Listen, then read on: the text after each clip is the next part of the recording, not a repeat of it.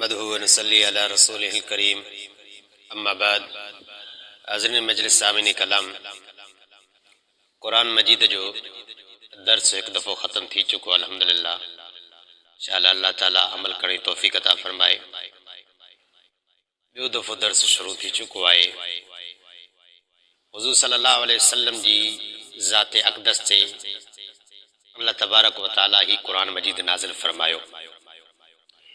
कुरान मजीद जो नुज़ूल ॿ दफ़ा थियो आहे, ॿ दफ़ा कुरान मजीद नाज़िल थियो आहे। हिकिड़ो अल्लाह तबारक व तआला लैलतुल क़द्र में नाज़िल फ़रमायो, लौहे महफ़ूज़ खां वठी करे बैतुल अज़मत ऐं बैतुल इज़्ज़त बि जंहिंखे चइबो आहे, बैतुल मामूर बि जंहिंखे चइबो आहे, पहिरें आसमान ते हिकिड़ी जॻह आहे। उन जॻह ते अल्लाह तबारक व तआला लैलतुल क़द्र में समूरे क़ुरान खे खणी करे उते नाज़िल फ़रमायो। हिकु करो उन खां बाद में हुज़ूर सल्लल्लाहु अलैहि वसल्लम जी ज़ात मुबारक जे मथां तक़रीबन 23 सालनि जी उम्र में अल्लाह तबारक व तआला आस्ते आस्ते कुरान मजीद नाज़िल फ़रमायो। हुज़ूर सल्लल्लाहु अलैहि वसल्लम ने जिब्रील अमीन वही खणी ईंदा हुया। वही जूं मुख़्तलिफ़ सूरतूं हूंदियूं हुयूं। हुज़ूर सल्लल्लाहु अलैहि वसल्लम खे कंहिं महिल घंटी जो आवाज़ महसूस थींदो हुयो, कंहिं महिल जीअं माखी फड़का कंदी आहे अहिड़ी तरह सां उन जो आवाज़ महसूस थींदो हुयो। ऐं बाज़ औक़ात वरी हज़रत जिब्रील अमीन इंसानी सूरत में भी ईंदो हुयो, जीअं हज़रत दहिया कल्बी जी सूरत में या ॿिए कंहिं माण्हू जी सूरत में। बाज़ औक़ात हज़रत जिब्रील अमीन इल्का कंदो हुयो, ज़ाहिर न थींदो हुयो, सिर्फ़ लफ़्ज़ हुज़ूर सल्लल्लाहु अलैहि वसल्लम जी दिलि जे मथां इल्का थींदा हुया। ऐं बाज़ औक़ात हुज़ूर सल्लल्लाहु अलैहि वसल्लम पाण बि अल्लाह ताला सां मुलाक़ात करे डायरेक्ट कलाम जो शर्फ़ हासिल फ़रमायो आहे। जीअं मेराज वारी राति हिकु दफ़ो हुज़ूर सल्लल्लाहु अलैहि वसल्लम खे ज़ियारत जी कैफ़ियत बि थी। बहरहाल जंहिं महिल हुज़ूर सल्लल्लाहु अलैहि वसल्लम जे मथां वही नाज़िल थींदी, रिवायात जे अंदरि ईंदो आहे सख़्तु सियारो छो न हुजे तॾहिं बि हुज़ूर सल्लल्लाहु अलैहि वसल्लम जी पेशानी मुबारक जे मथां पघर ईंदो हुयो, मोती जीअं कतरा टरमंदा हुया। ऐं वही जे वक़्तु हुज़ूर सल्लल्लाहु अलैहि वसल्लम ते हिकु अजीब कैफ़ियत तारी थी वेंदी हुई, माना चेहरो मुबारक हाइड्रो थी वेंदो हुयो। ख़ुदि हज़रत ज़ैद बिन साबित रज़ी अल्लाह ताला अन्हु फरमाए थो त हुज़ूर सल्लल्लाहु अलैहि वसल्लम जंहिंजो चेहरो मुबारक मां जे झोल में हुयो, सो हुज़ूर सल्लल्लाहु अलैहि वसल्लम ते वही जो नाज़िल थी त ईअं पियो महसूस थिए ॼण त मुंहिंजी ॼण त जंग थी भॼे, माना एॾो वही में वज़न हुयो। बहरहाल हज़रत जिब्रील अमीन खे हुज़ूर सल्लल्लाहु अलैहि वसल्लम मुख़्तलिफ़ सूरतुनि में ॾिसंदा हुया, जीअं जिब्रील ईंदा हुया वही खणी। असली सूरत में हज़रत जिब्रील अमीन खे हुज़ूर सल्लल्लाहु अलैहि वसल्लम ॿ दफ़ा ॾिठो आहे, सही रिवायात जे माता सही सनद सां। हिकिड़ो हुज़ूर सल्लल्लाहु अलैहि वसल्लम गार में ॾिठो आहे, गारे हिरा में। ऐं ॿियो दफ़ो हुज़ूर सल्लल्लाहु अलैहि वसल्लम मेराज वारी राति सिदरतुल मुंतहा वटि। टी रिवायत उलमा इकराम फरमाया त मक्का में अजियाद हिकिड़ी जॻह आहे, उन जॻह ते बि उलमा फरमाइनि था त हज़रत जिब्रील खे रसूलुल्लाह असली सूरत में ॾिठो हुयो, माना टियों दफ़ो। बाक़ी इन जी सनद थोरी ज़ईफ़ आहे। बहरहाल मशकूक आहे, हुज़ूर सल्लल्लाहु अलैहि वसल्लम जिब्रील अमीन खे असली सूरत में बि ॾिठो आहे। सॼे उनखे ॾिठो त 600 जिब्रील अमीन खे पर हुया। ॿ जेकॾहिं पर खोले त ओलह खां ओभर ते ईअं ढके छॾे सॼी दुनिया खे। बहरहाल इहो क़ुरान मजीद सम्झ त अल्लाह ताला पहिरियों लोहे महफ़ूज़ खां बैतुल इज़्ज़त जे तरफ़ ईअं हिकमनो नाज़िल फ़रमायो, वरी आस्ते आस्ते 23 सालनि जी ज़िंदगी में हुज़ूर सल्लल्लाहु अलैहि वसल्लम जी ज़ात जे मथां अल्लाह ताला नाज़िल फ़रमाईंदा रहिया। इन जे बारे में उलमा इकराम इमाम ज़ुरक़ानी रहमतुल्लाह अलैह फरमाए थो, इहो हिकिड़े क़िस्म जो क़ुरान मजीद जो शान बयानु करणो आहे त क़ुरान हर कंहिं शक शुबे खां पाक आहे, उन में कंहिं बि क़िस्म जो शक शुबो न आहे। ऐं क़ुरान मजीद इहो मालूम कराइणो आहे त क़ुरान मजीद जीअं हुज़ूर सल्लल्लाहु अलैहि वसल्लम जे सीने मुबारक में महफ़ूज़ आहे, अहिड़ी तरह सां लोहे महफ़ूज़ में बि महफ़ूज़ आहे। बैतुल इज़्ज़त आसमान पहिरें दुनिया वारे आसमान ते हिकिड़ी जॻह आहे जंहिंखे बैतुल मामूर बि उलमा इकराम फरमाइनि था, जेको काबतुल्लाह जे साम्हूं फ़रिश्तनि जो काबू आहे। उन जॻह ते अल्लाह ताला इन क़ुरान मजीद खे महफ़ूज़ फरमायो आहे। ऐं हिकिड़ी तफ़सीरनि जे अंदरि हिकिड़ी ॿी रिवायत थींदी आहे त अल्लाह ताला जॾहिं अबे आदम खे सजदे जे लाइ फ़रिश्तनि हुकुम कयो, अल्लाह ताला फ़रिश्तनि खे त अबे आदम जे आॾो सजदो कयो। सजन सजदो कयो हुयो, इब्लीस ई कोन कयो हुयो। त पहिरियों उलमा फरमाइनि था सजदो करण वारो जेको हुयो उहो हज़रत इसराफील हुयो। त अल्लाह ताला उन जे एज़ाज़ में उन जी पेशानीअ ते मुकम्मल क़ुरान मजीद लिखाए छॾियो आहे। वल्लाहु अलम बिस्सवाब। बहरहाल उलमाए किराम फरमाइनि था त इहे 4 जॻहियूं आहिनि जिन ते अल्लाह ताला क़ुरान खे महफ़ूज़ कराए छॾियो आहे। हुज़ूर सल्लल्लाहु अलैहि वसल्लम जी मुबारक दिलि, लौहे महफ़ूज़ ऐं बैते इज़्ज़त ऐं चोथों मक़ाम उलमाए किराम जबीन इसराफील अलैहिस्सलाम जी पेशानी ते। ऐं इब्तिदाई हज़रत जिब्रील बज़ औक़ात ईअं थींदो हुयो आयत जो को टुकड़ो खणी नाज़िल थींदो हुयो, बज़ औक़ात मुकम्मल सूरत खणी नाज़िल थींदो हुयो। जीअं सूरत निसा जी आयत नंबर 95 में गैर उल ज़रर इहो थोरो मुख़्तसिर टुकड़ो आहे, इहो बि जिब्रील अमीन खणी करे नाज़िल थियो। बज़ औक़ात ईअं थींदो सूरत अनाम सॼी हज़रत जिब्रील खणी करे नाज़िल फरमाईंदा हुया। त सूरतूं ॿिनि क़िस्मनि जूं तव्हां ॾिसंदा आहियो त उमूमन लिखियलु हूंदियूं आहिनि, हीअ सूरत मकी आहे, हीअ सूरत मदनी आहे। त इन जो मतिलबु इहो हूंदो आहे मक्की सूरत उन खे चइबो आहे जेका हिजरत खां अॻु में नाज़िल थी हुजे। हता कि उलमा इकराम फरमाए जेका हिजरत करण वक़्त बि नाज़िल थिए उनखे बि मक्की चइबो आहे, जेसीं ताईं रसूलुल्लाह मदीने में न पुॼनि। बाक़ी साईं जन हिजरत करे विया, पोइ साईं जन जाथे बि हुजनि, उहा सूरत नाज़िल थिए त उनखे मदनी चइबो आहे। बहरहाल हिजरत खां अॻु में हिजरत वारी खे उनखे मक्की चइबो आहे, हिजरत खां बाद जेका बि आयत नाज़िल थिए पई उनखे मदनी चइबो आहे। बज़ औक़ात हिकु सूरत मक्की हूंदी आहे, उन में कुझु आयतूं मदनी हूंदियूं आहिनि, कुझु वरी आयतूं मक्की हूंदियूं आहिनि, कुझु मदनी, वरी कुझु हीअं त कुझु हीअं। बज़ औक़ात ईअं थींदो आहे। बहरहाल अक्सर जो हुकुम हयो वेंदो आहे त हीअ सूरत मक्की आहे ऐं हीअ सूरत मदनी आहे। अहिड़ी तरह सां आयतूं ॿिनि क़िस्मनि जूं नाज़िल थींदियूं आहिनि। हिकिड़ियूं उहे क़ुर में अल्लाह ताला आयतूं नाज़िल फरमायूं जिन जे बारे में को ख़ासि वजह कोन हुयो, अज़ब ख़ुदि अल्लाह तबारक व ताला नाज़िल फरमायूं। कुझु अहिड़ियूं आयतूं हूंदियूं आहिनि जिन जो ख़ासि वाक़े सां तालुक़ु हूंदो आहे, ख़ासि सुवाल जवाब सां तालुक़ु हूंदो आहे। जीअं आहे त अबस वत वल्ला, अल्लाह ताला इहा सूरत नाज़िल फरमाई आहे। इहा बि हिकिड़ो इन जो ख़ासि शान नुज़ूल आहे। इन जो सबबु आहे हज़रत अब्दुल्ला बिन उम्मे मक्तूम रज़ी अल्लाह ताला अन्हु सहाबी जीअं हुज़ूर साईं ॾे आयो हुयो, साईं मूंखे कुझु सेखारियो त हुज़ूर सल्लल्लाहु अलैहि वसल्लम जेको आहे त पंहिंजो मुबारक चहिरो मुबारक फेरायो हुयऊं त अल्लाह तबारक व ताला इन ते थोरी तंबीह फरमाई आका अलैहिस्सलातु वस्सलाम खे। बहरहाल कुझु आयतूं अहिड़ियूं हूंदियूं आहिनि जिन जा शान नुज़ूल हूंदा आहिनि। ऐं अहिड़ी तरह सां अल्लाह जे रसूल सल्लल्लाहु अलैहि वसल्लम ते जॾहिं क़ुर मजीद नाज़िल थींदो हुयो त हुज़ूर सल्लल्लाहु अलैहि वसल्लम उनखे लिखाईंदा हुया। बज़ औक़ात कातिब वही में जिन जा नाला आहिनि हज़रत ज़ैद बिन साबित बि हूंदो हुयो, खुलफ़ाए राशिदीन बि हूंदा हुया, हज़रत उबई बिन काब बि हूंदो हुयो, हज़रत ज़ुबैर बिन अवाम बि हूंदो हुयो, हज़रत अमीर मुआविया रज़ी अल्लाह ताला अन्हु बि हूंदो हुयो, हज़रत मुगीरा, हज़रत ख़ालिद बिन वलीद, साबित बिन कैस, हज़रत अब्बान बिन सईद वग़ैरह ॿिया सहाबा हूंदा हुया जेके वही जे लिखण जो कमु कंदा हुया। हुज़ूर जा इहे सहाबा वही लिखंदा हुया। पोइ हुज़ूर जे ज़माने में ईअं थींदो हुयो जो कागज़ त उन वक़्तु अहिड़ो को ख़ासि इंतज़ाम कोन हुयो। पोइ कॾहिं उहे आयतुनि जा टुकड़ा पथर ते लिखिया वेंदा हुया, कॾहिं खल ते लिखिया वेंदा हुया, कॾहिं खजी जूं जेके फड़ायूं हूंदियूं आहिनि उन्हनि ते लिखिया वेंदा हुया, कॾहिं वरी वण जा जेके पन हुजनि उन्हनि ते लिखिया वञनि, कॾहिं हॾनि ते लिखिया वञनि। बज़ औक़ात कुझु कागज़ बि दस्तियाब हूंदा हुया, उन्हनि ते बि लिखियो वेंदो हुयो। बहरहाल जमा क़ुर ते महिल अहिड़ो को इंतज़ाम कोन हुयो। इहा कोशिशि हूंदी हुई त क़ुर जेको आहे त हिफ़्ज़ कयो वञे, सहाबा क़ुर खे यादि कंदा हुया। हता की हज़रत अबू बकर सिद्दीक़ रज़ी अल्लाह ताला जे ज़माने में जंग यमामा जेका लॻी मुसैलमा कज़ाब सां, उन जंग में क़ुर जा खोड़ हाफ़िज़ सगुरा शहीद थी विया। त हज़रत उमर रज़ी अल्लाह ताला ॿिया सहाबा खे अहसासु थियो त हाफ़िज़ त शहीद थी विया, क़ुर जी हिफ़ाज़त जो को ख़ासि हिकिड़ो इंतज़ाम कयो वञे। ज़ाहिर ज़हूर सबब जे मातहत इंतज़ाम कयो वञे, हक़ीक़त में त अल्लाह तबारक व ताला क़ुर जी हिफ़ाज़त जो ज़िम्मो खयो आहे। अल्लाह जंहिंखां जेको आहे त दीन जो कमु वठे।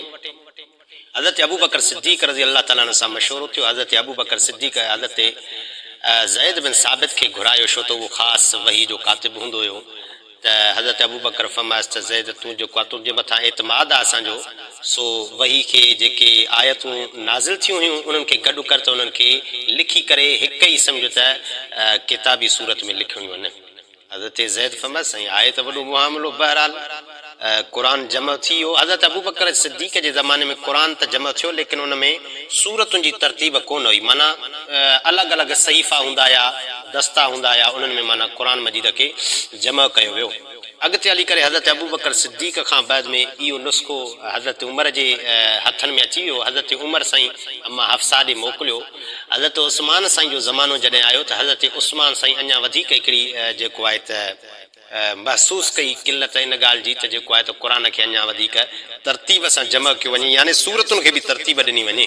हज़रत अबू बकर सिद्दीक़ रज़ी अल्लाह ताला जे ज़माने में सूरतुनि खे तरतीब कोन हुई। बहरहाल जमा त क़ुर हुयो, सूरतुनि खे तरतीब कोन हुई अबू बकर सिद्दीक़ रज़ी अल्लाह ताला जे ज़माने में।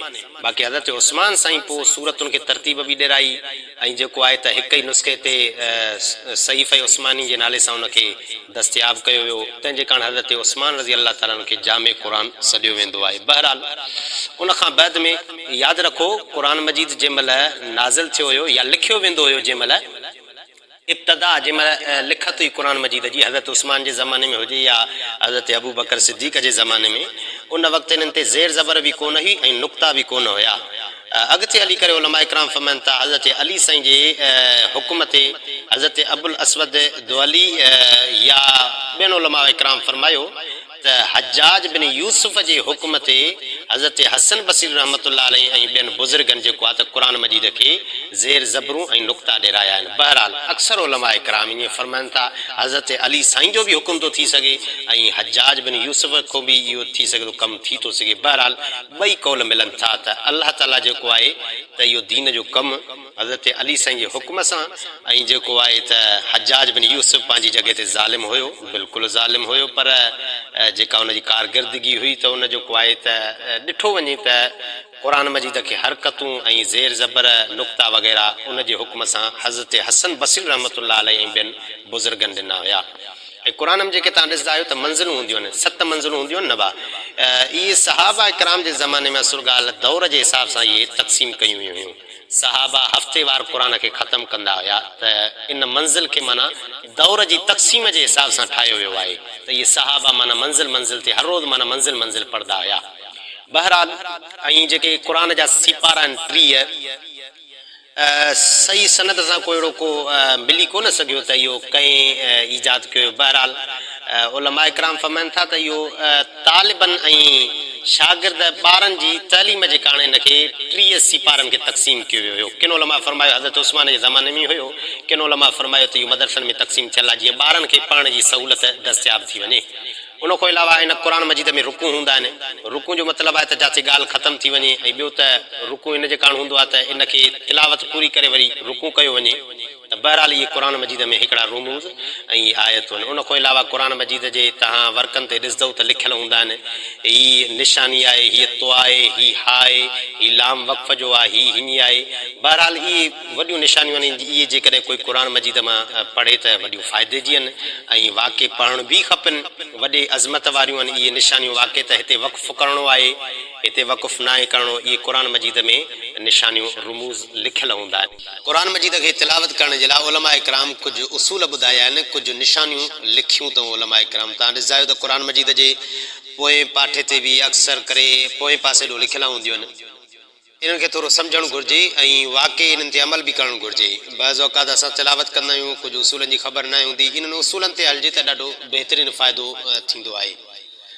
गोल दाइरो उहे कुझु निशानियूं लिखियलु हूंदियूं आहिनि जेके वरी बि सम्झायां थो त गोल जेको दाइरो हूंदो आहे उलमा इकराम फरमाइनि था इहा आयत जी निशानी आहे। जिते गोल तव्हां ॾिसंदा आहियो आयत ख़तमु थींदी आहे त उते गोल दाइरो ठहियलु हूंदो आहे, उन जो मतिलबु आहे त आयत ख़तमु थी वई। ॿी तुआ लिखियलु हूंदी आहे, तुआ, इन जो मतिलबु आहे त माण्हू हिते बीह सघे थो, उनजी मर्ज़ी आहे, बीहे बि जाइज़ आहे, वक़फ़ करे बि जाइज़ आहे, न बीहे बि का ॻाल्हि कोन्हे का। ॿी ज़ा लिखियलु हूंदी आहे, ज़ा जो मतिलबु हूंदो आहे त बीह सघे थो पर न बीहे त बहितर आहे। ऐं हिकिड़ी जॻह ते वरी स्वाद बि लिखियलु हूंदो आहे। स्वाद जो मतिलबु आहे ॻाल्हि पूरी कोन्हे थी, बाक़ी जे वक़ुफ़ कजे त भलजां करे सघिजे थो। ऐं मीम, मीम तव्हां ॾिसंदा आहियो आयत जे काथे काथे विच में सिर्फ़ मीम लिखियलु हूंदो आहे। इन मीम जो मतिलबु आहे त हिते वक़ुफ़ कजे त तमामु बहितर आहे।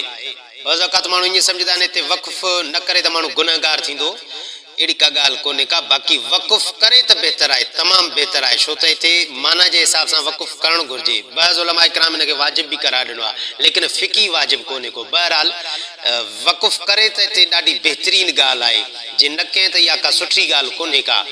वक़ुफ़ करे त बहितर आहे, बाक़ी न करण सां कोई गुनहगार न थींदो।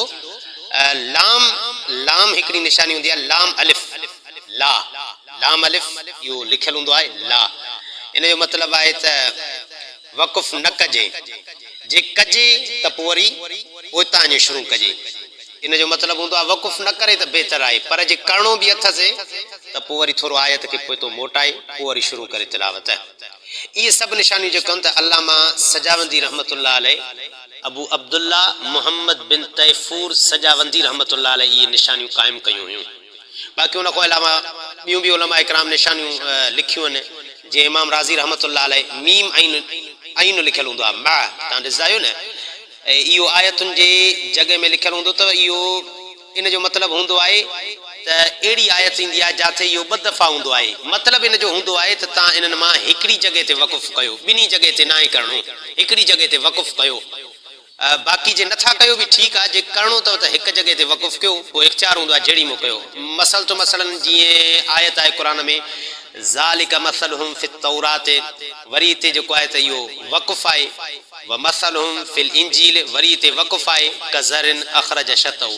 त हाणे हिते तौरात ते वक़ुफ़ करे बि हुनजी मर्ज़ी, इंजील ते वक़ुफ़ करे बि हुनजी मर्ज़ी। बहरहाल हिकु जॻह ते वक़ुफ़ करिणो अथसि, न करे बि का ॻाल्हि न आहे, बाक़ी करिणो जे अथसि त पोइ ॿिन्ही मां जिथे आसानी थिएसि हुन हिकु जॻह ते करे। बाक़ी ॿी निशानी हूंदी आहे सख्ता लिखियलु हूंदो अथव, सख्ता किथे किथे सूरतुनि में इहो सख्ता लिखियलु हूंदो आहे। त इन जो मतिलबु हूंदो आहे त हिते वक़ुफ़ करे बीहे, पर जीअं साह ईअं टुटे न, साह खे मज़बूत करे बीहे। जीअं सूरत क़ियामा में वकील मन रॉक हिते जेको आहे त, ऐं अहिड़ी तरह सां वक़फ़ा लिखियलु हूंदो आहे, वक़फ़ा। इन जो मतिलबु आहे त हिते बि माना वक़फ़ करे, पर हिते बि साह न टुटे, थोरो वक़्फ़ डिघो करे। ऐं ॿियो हूंदो आहे काफ़, यानी कील अलहिल वक़्फ़, यानी बहस जे नज़दीक हिते वक़फ़ा, बहस जे नज़दीक वक़्फ़ न आहे, यानी बीए बि हुनजी मर्ज़ी, न बीए बि हुनजी मर्ज़ी।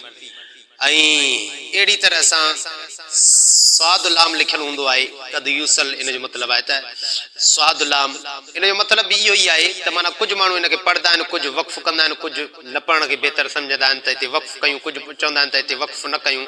इहो बि ईअं माना सम्झो त काफ़ जो ई मसइलो आहे, माना वक़्फ़ कजे हुनजी मर्ज़ी, न करे बि हुनजी मर्ज़ी। ॿियो काफ़ फा लिखियलु हूंदो आहे किफ़, यानी अहिड़ी जॻह ते इहो लिखियलु हूंदो आहे जिथे माण्हू सम्झंदो आहे त हिते बीहणु न खपे, हालांकि बीहे त को हरज कोन्हे को। ॿियो स्वाद लाम या सलाह इहो लिखियलु हूंदो आहे, इन जो मतिलबु आहे त मिलाए करे पढ़े त बहितर आहे, माना वक़ुफ़ न करे त बहितर आहे। वक़ुफ़ कयां त को हरज न आहे, वक़ुफ़ न करे त बहितर आहे। ॿियो हूंदो आहे वक़्फ़ुन नबी सल्लल्लाहु अलैहि वसल्लम, इन जो मतिलबु आहे त कुझु रिवायतुनि में मालूम थियो आहे त हिते हुज़ूर सल्लल्लाहु अलैहि वसल्लम बीहंदा हुया, माना हिते बीहणु घुरिजे। बहरहाल इहे कुझु क़ुरान मजीद जूं निशानियूं हूंदियूं आहिनि, तव्हां ॾिसंदा आहियो त इहे क़ुरान मजीद जूं इहे जेके निशानियूं मां अर्ज़ु कयूं त इहे तव्हांखे बार बार हुते हुते मिलंदियूं। त इहे बार बार जेकॾहिं तव्हां सम्झंदव त तिलावत करण में तव्हांखे आसानी थींदी। त बहरहाल इहे उलमा इकराम हिकिड़ियूं निशानियूं, बाक़ी इहे पोयूं निशानियूं जेके आहिनि त सख्ता, वक़्फ़, वक़फ़ा, काफ़ ऐं काफ़ा, साद लाम या सलाह, साद लाम ऐं वक़्फ़ नबी सल्लल्लाहु अलैहि वसल्लम, इहे निशानियूं मालूम न थी सघियूं त इन्हनि खे कंहिं ईजाद कयो आहे। बहरहाल मथियूं निशानियूं त जेके आहिनि त अक्सर अल्लामा सजावंदी रहमतुल्लाह अलैह खां ईजाद थियल साबित थियनि थियूं, त इमाम राज़ी रहमतुल्लाह अलैह खां ॿ जी निशानी वाज़िह आहे। बहरहाल इहे निशानियूं उलमा इकराम ॾसियूं आहिनि। ऐं उन खां अलावा बि तव्हांजी मालूमात जेका हिकिड़ो अर्ज़ु कयां त उलमा इकराम जीअं तव्हां ॾिसंदा आहियो त इहे जीअं सिपारा आहिनि, 30 सिपारा हूंदा आहिनि। इहे असांजे हिन जेको आहे त असांजे पाकिस्तान या अहिड़ी तरह सां ॿिया के अहिड़ा के मुल्क आहिनि त अलाह खे ख़बर आहे, असांजे पाकिस्तान में त इहे 30 सिपारा हूंदा आहिनि। पर तव्हां वेंदव न हरमैन शरीफ़ आहिनि, काबतुल्लाह में या सऊदी अरब में, मके मुकरमा में, अलाह ताला असांखे नसीब करे होॾे वञणु, त तव्हांखे उते थोरो ॿी जेको आहे त उते सेटिंग मिलंदी, उते जेको आहे त ॿी तरतीब तव्हांखे मिलंदी। बहरहाल इहे सिपारा उलमा इकराम फरमायो आहे त इहो ॿारनि जे पढ़ाई जे लाइ हिकिड़े क़िस्म जो तरतीब ॾिनी वई आहे, वरना हुज़ूर सल्लल्लाहु अलैहि वसल्लम जे ज़माने में अहिड़ी का तरतीब कोन हुई। तव्हां ॾिसंदा आहियो त बैदा औक़ात मज़मून पूरो बि न आहे थींदो, सिपारो वरी ॿियो शुरू थी वेंदो आहे। इहो ॿारनि खे हिकिड़ो पढ़ण जे हिसाब सां मदरसनि वग़ैरह में ऐं क़ुर मजीद जूं सूरत सिपारा 30 आहिनि, क़ुर जा सूरतूं 114 ऐं अहिड़ी तरह सां क़ुर मजीद जूं मंज़िलूं 7 आहिनि। बाक़ी क़ुर जूं आयतूं घणियूं आहिनि। अम्मा आयशा रज़ी अल्लाह तआला अन्हा जी रिवायत मातहत 6660 आयतूं आहिनि क़ुर मजीद जूं। क़ुर मजीद जा कलमा घणा आहिनि? हज़रत इमाम मुजाहिद तफ़सीर जो हिकिड़ो वॾो इमाम आहे, उन जे कौल मुताबिक़ क़ुर मजीद जा कलमा 76250 कलमा आहिनि। 76250 यानी 250, 76250 कलमा आहिनि क़ुर मजीद जा। ऐं क़ुर मजीद में हर्फ घणा आहिनि? अल्लामा शम्सुल हक अफ़गानी रहमतुल्लाह अलैह उलूमुल क़ुरान पंहिंजो उनजो किताब आहे, ज़बरदस्त क़ुरान जी मालूमात आहे। उन जे अंदरि इहे सभु तरतीब माना क़ुर मजीद में सिपारा घणा आहिनि, सूरतूं घणियूं आहिनि, मंज़िलूं घणियूं आहिनि, आयतूं घणियूं आहिनि, कलमा उन में उन इहे नक़ुल कया आहिनि। फरमाए थो त हज़रत अब्दुल्लाह बिन मसूद जे रिवायत मातहत क़ुर मजीद जा जेके हुरूफ़ आहिनि, हरफ आहिनि क़ुर मजीद जा, उहे 3,22,671 क़ुर मजीद जा हरफ आहिनि। ऐं क़ुर मजीद जूं जेके ज़बर आहिनि 45,343 क़ुर मजीद में ज़बर आहिनि। ऐं क़ुर मजीद में जेके ज़ेरा आहिनि उन जो तइदाद 39,582 क़ुर मजीद में ज़ेरा उलमा इकराम फरमायूं आहिनि। ऐं क़ुर मजीद में पेशनि जो तइदाद जेके पेश ॾिनल हूंदा आहिनि, टोटल पेश उलमा इकराम फरमा हज़रत शम्सुल अफ़गानी रहमतुल्लाह अलैह फरमायो आहे 8,804 इहे क़ुर मजीद में पेश आहिनि, 8,804। बाक़ी नुक्ता उलमा इकराम फरमायो आहे 1,05,684 क़ुर मजीद में नुक्ता आहिनि। उन खां अलावा ॿियूं बि तव्हां ॾिसंदा आहियो त क़ुर मजीद जूं जेके आहिनि त खोड़ सारियूं मालूमात जहिड़ियूं ॻाल्हियूं आहिनि। बहरहाल त क़ुर मजीद में मदनी सूरतूं कहिड़ियूं आहिनि, मक्की सूरतूं कहिड़ियूं आहिनि, त उलमा इकराम उन जूं कुझु निशानियूं बि ॿुधायूं आहिनि। बहरहाल त जंहिंमें उमूमन जाथे नास जो लफ़्ज़ हुजे त उहे उमूमन जेको आहे त मक्की सूरतूं आहिनि उमूमन, ऐं अहिड़ी तरह सां जाथे या अय्युहल्लज़ीना आमनू जो लफ़्ज़ अचे त उहे उमूमन जेके आहिनि त सूरतूं मदनी हूंदियूं आहिनि। अहिड़ी तरह सां मुनाफ़िक़नि जो अक्सर करे जेको आहे त इहो मदनी सूरतुनि में ई तज़किरो हूंदो आहे। ॿियूं बि उलमा इकराम खोड़ निशानियूं ॿुधायूं आहिनि। बहरहाल उलमा इकराम फरमायो, तव्हांखे मां पहिरियों अर्ज़ु करे चुको आहियां त मदनी सूरतूं हिजरत खां बाद जेके नाज़िल थियूं हुजनि, मक्की सूरतूं जेके हिजरत खां अॻु नाज़िल थियूं हुजनि। उलमा बाक़ी तव्हां ॾिसंदा आहियो त क़ुर मजीद जे भरिसां जी आइन लिखियलु हूंदो आहे, इन जो मतिलबु रुकू हूंदो आहे त रुकू ख़तमु थी वियो। बाक़ी रुकू जे मथां बि निशानी हूंदी आहे, रुकू जे मथां अंग लिखियल हूंदा आहिनि, विचों बि अंग लिखियल हूंदा आहिनि, हेठों बि अंग लिखियल हूंदा आहिनि। इन जो मतिलबु छा आहे? मथों जेके अंग लिखियल हूंदा आहिनि इहो सूरत जे हिसाब सां हूंदा आहिनि, यानी हिन सूरत में जेके रुकू थिया आहिनि उहो हिन रुकू ताईं हेतिरा रुकू थिया आहिनि। हे जेके मसल तो मसलन आइन जे मथां 3 लिखियल हुजे त माना सूरत जो 3 रुकू आहे, ऐं विच में जेके अंग लिखियल हूंदा आहिनि इहे आयतूं हूंदियूं आहिनि, त माना हिन रुकू में हेतिरियूं आयतूं हुयूं। हेठों जेके अंग लिखियल हूंदा आहिनि इहो सिपारे जे हिसाब सां हूंदो आहे, त मसल तो मसलन 7 लिखियल हुजे त माना सिपारे जे हिसाब सां 7 रुकू आहे। हेठियां जेके अंग इहे सिपारे जे हिसाब सां हूंदा आहिनि, मथियां सूरत जे हिसाब सां हूंदा आहिनि, विच में जेके अंग हूंदा आहिनि इहे आयतूं ॿुधाईंदा आहिनि त हिन रुकू में हेतिरियूं आयतूं हुयूं। उन खां अलावा उलमा इकराम सूरतुनि जा हिकिड़ा हिसाब लिखिया आहिनि त सूरतूं कहिड़ियूं आहिनि। कुझु सूरतूं मदनी हूंदियूं आहिनि ऐं कुझु सूरतूं मक्की हूंदियूं आहिनि। उलमा इकराम उन्हनि जी निशानी बि ॾसी आहे। उलमा फरमायो आहे त 20 सूरतूं मदनी आहिनि। सूरत बकरा, सूरत आल इमरान, सूरत निसा, सूरत माइदा, सूरत अनफाल, सूरत तौबा, सूरत नूर, सूरत अहज़ाब, सूरत मुहम्मद, सूरत फत, सूरत हुजरात, सूरत हदीस, सूरत मुजादला, सूरत हशर, सूरत मुमतना, सूरत जुमा, सूरत मुनाफिकून, सूरत तलाक, सूरत तहरीम, सूरत नसर। ये 20 सूरतूं बिल इत्तिफाक मदनी आहिनि। बाक़ी 12 सूरतुनि में इख्तिलाफ आहे, किन चयो आहे त मक्की आहिनि, किन चयो आहे मदनी आहिनि। सूरत फातिहा, सूरत राद, सूरत अर्रहमान, सूरत सफ़, सूरत तगाबुन, सूरत तत्फीफ, ऐं सूरत क़द्र, ऐं सूरत लम यकुन, सूरत इज़ा ज़ुल्ज़िलतिल अर्ज़ु ज़िलज़ालहा, ऐं सूरत अख़लास, सूरत फलक, सूरत नास। इन्हनि 12 सूरतुनि में इख़्तिलाफ़ आहे। किन चयो आहे त मदनी आहिनि, किन चयो आहे त मक्की आहिनि। जीअं सूरत अलहम्द जे बारे में किन चयो मदनी आहे, किन चयो मक्की आहे, किन चयो त हिते बि नाज़िल थी आहे, हुते बि नाज़िल थी आहे। इन खां अलावा जेके 82 सूरतूं आहिनि उहे सभु बिल इत्तिफ़ाक़ मक्की सूरतूं आहिनि। बहरहाल अल्लाह ताला खां दुआ आहे त अल्लाह ताला असांखे अमल करण जी तौफ़ीक़ अता फ़रमाए। रब्बना ज़लमना अनफुसना व इल्लम तग़फ़िर लना व तरहमना लनकूनन्न मिनल ख़ासिरीन। अल्लाहुम्मा इग़फ़िर लना अजमईन बिरहमतिका या अरहमर राहिमीन। सुब्हान रब्बिका रब्बिल इज़्ज़ति अम्मा यसिफ़ून व सलामुन अलल मुरसलीन वल्हम्दुलिल्लाहि रब्बिल आलमीन। आमीन या रब्बल आलमीन।